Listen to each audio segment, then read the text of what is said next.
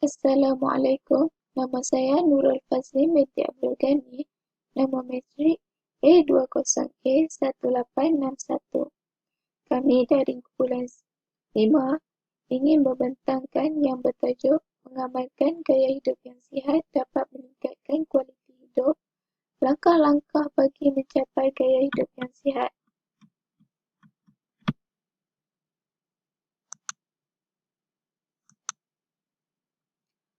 Apakah punca berlakunya isu yang dikaji? Gaya hidup sihat adalah aktiviti yang dilakukan dengan bertujuan untuk mengekalkan, merawat dan memastikan tubuh badan manusia sentiasa dalam keadaan sihat dan mampu untuk melakukan sebarang aktiviti yang lasak. Banyak penyakit berbahaya berlaku dalam kalangan rakyat Malaysia berpunca daripada kegagalan mengamalkan gaya hidup sihat. Peratusan bilangan pesakit akan terus meningkat sekiranya ramai rakyat Malaysia tidak mengamalkan gaya hidup yang sihat. Sebagai contoh penyakit berbahaya yang wujud di Malaysia adalah obesiti.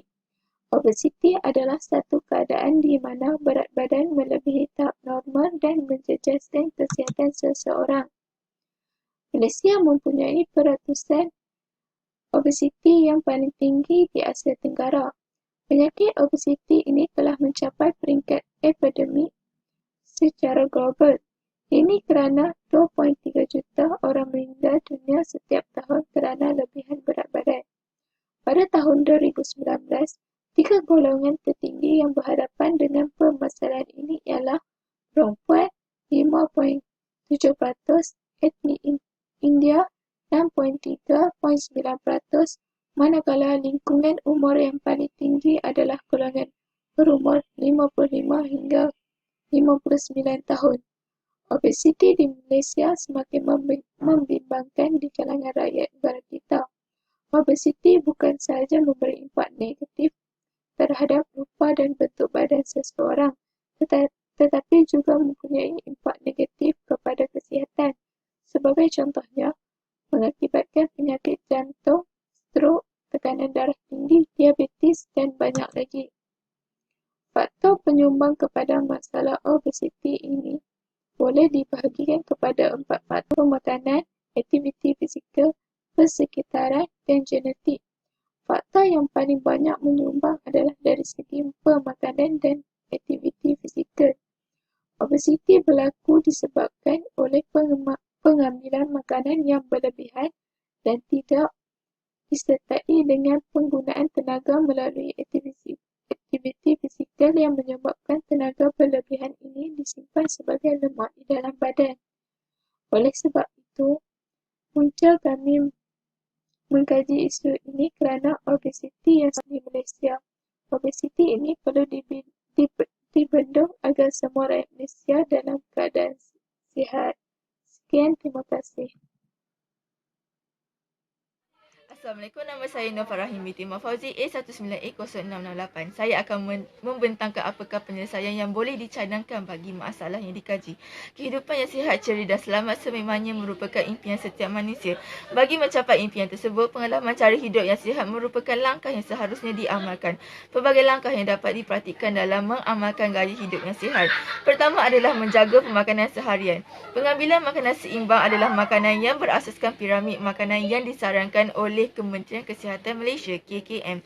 Sebagai contohnya, makanan yang mengandungi karbohidrat dapat membekalkan tenaga untuk membolehkan tubuh badan menjalankan kehidupan seharian. Kedua adalah melakukan senaman. Bersenam dapat mengeluarkan peluh dari badan. Toksid dalam badan juga turut keluar dan melalui peluh. Senaman berjadual sangat perlu bagi memastikan tubuh menjadi cergas dan membantu sistem peredaran darah lebih teratur. Ketiga adalah dapat menjauhkan diri daripada tekanan. Tekanan diri adalah gejala negatif dan sukar dikawal sama ada di tempat kerja atau tempat belajar selain daripada masalah rumah tangga. Tekanan diri yang dapat diuruskan dengan baik membolehkan diri kita supaya hidup lebih bahagia dan sihat.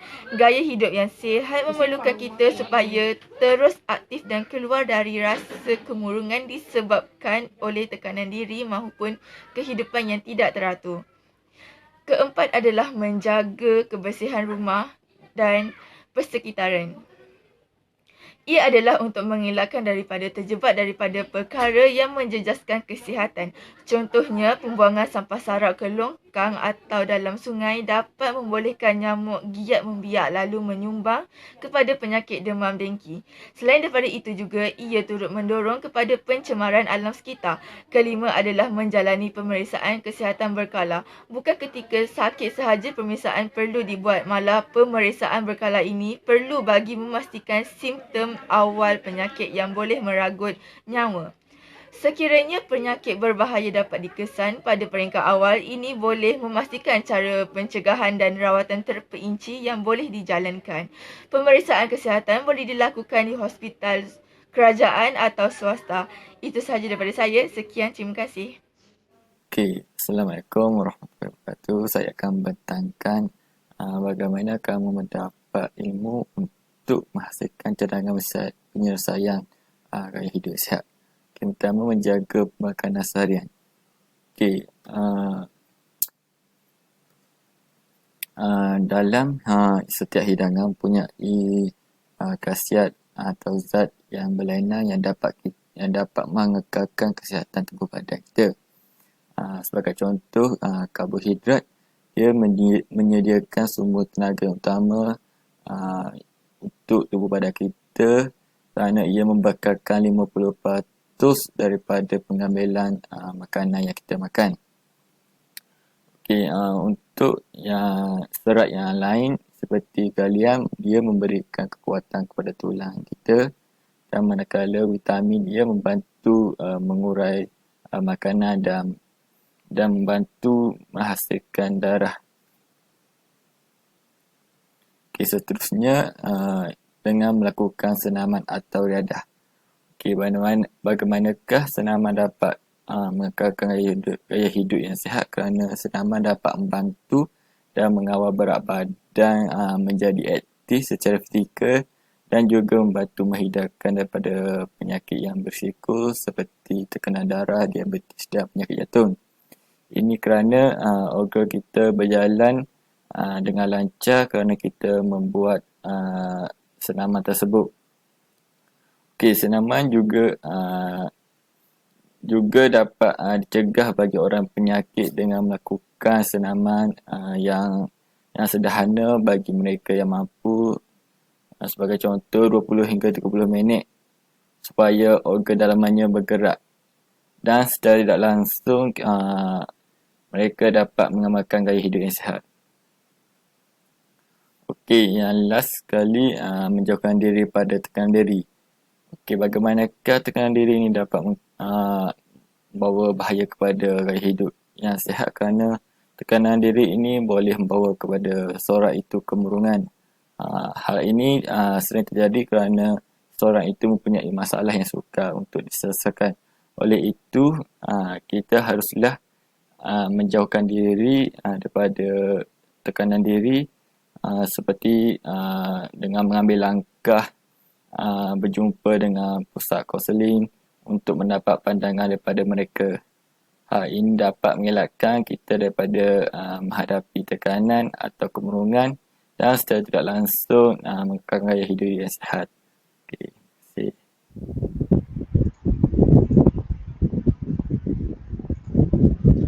Assalamualaikum dan selamat sejahtera.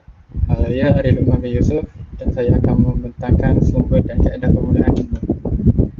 Kumpulan kami menggunakan kaedah didaksi yang bermaksud perkataan didaktif yang bermaksud penalaran dari kesempurnaan atau rumusan kepada kes-kes tertentu. Perkataan didaksi berdasar pada perkataan dia dan dikio yang bermakna memimpin sesuatu perkara kepada sesuatu kumpulan. Dalam ilmu logik, perkara ini dibahaskan dengan apa yang dinamakan dengan syllogism, iaitu kias. Dua pernyataan yang mengandungi unsur yang sama, salah satunya yang bersifat umum. Yang menimbulkan adalah kenyataan yang ketiga, kebenaran yang sama dengan kebenaran yang ada pada dua pernyataan yang sebelumnya. Apakah yang dinamakan dengan syllogism adalah dia mengandungi tiga proposition, iaitu minor premise, major premise dan conclusion. Sumber ilmu yang kumpulan kami gunakan adalah intuisi atau ilham. Intuisi atau ilham juga boleh menjadi sumber pengetahuan bagi manusia yang amat berguna. Ianya merupakan pengetahuan yang diperoleh tanpa proses pemikiran yang tertentu. Contohnya, seseorang yang mempunyai masalah yang sedang menumpukan pemikirannya terhadap penyelesaian masalah tersebut, tiba-tiba menjadi jalan penyelesaian tanpa perlu berfikir panjang, seolah-olah kebenaran yang dicari datang sendiri. Dalam Islam, ilham ini boleh dikenali dengan istilah firasat ataupun pandangan basyirah, iaitu tembus yang digunakan oleh Allah Subhanahu Wa Taala pada para ulama. Sumber ilmu yang kedua adalah akal. Akal merupakan sumber utama pengetahuan manusia. Malah perbezaan antara manusia dan haiwan adalah melalui hasil tamadun yang diusahakan oleh manusia berpunca dari pemikiran akal manusia yang kreatif. Dengan akal, manusia dapat menimbang dan membezakan antara yang baik dan buruk, walaupun mungkin ianya tidak bersifat kebenaran secara mutlak, namun ia memadai untuk mengatasi masalah kehidupan seharian.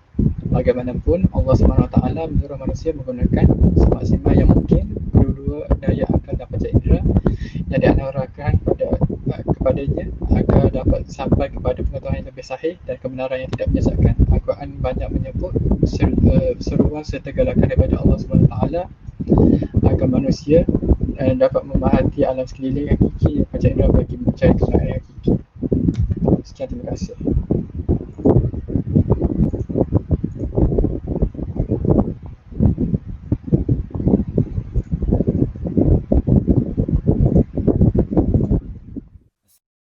Dan selamat petang.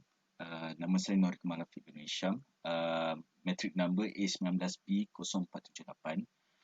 Saya ingin menerangkan lebih lanjut berkenaan dengan apakah justifikasi dan rasional mengapa sumber dan kaedah tersebut digunakan.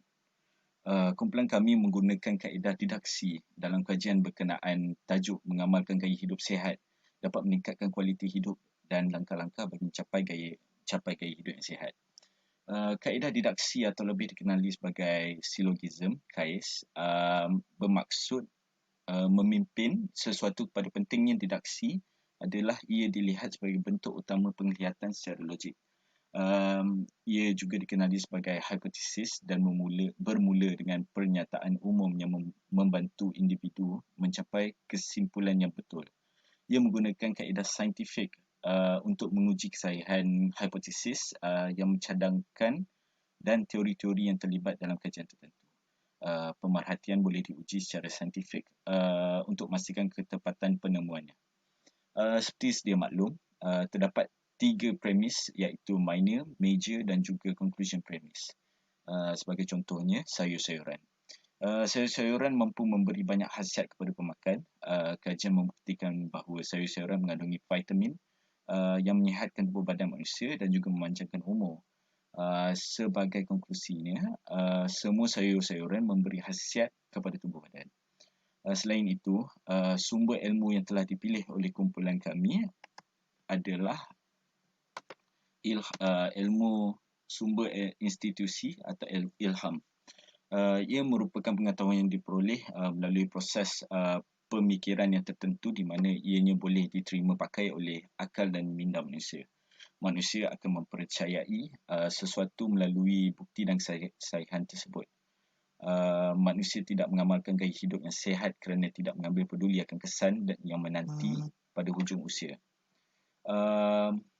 Sebagai contohnya, pengambilan gula dalam kehidupan seharian manusia, rakyat Malaysia amatlah tinggi dan juga boleh mendatangkan pelbagai penyakit kronik sekiranya tidak terkawal.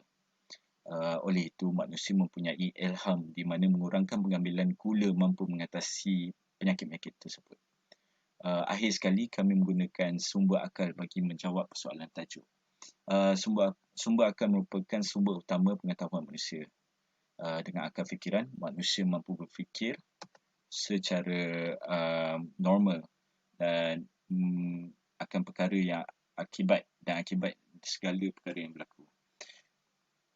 Sebagai contohnya, seorang pelajar yang mengamalkan gaya hidup sihat akan memperkuatkan fizikal dan juga ketahanan mentalnya dengan seimbangkan sesi pelajaran dan juga kehidupan seharian.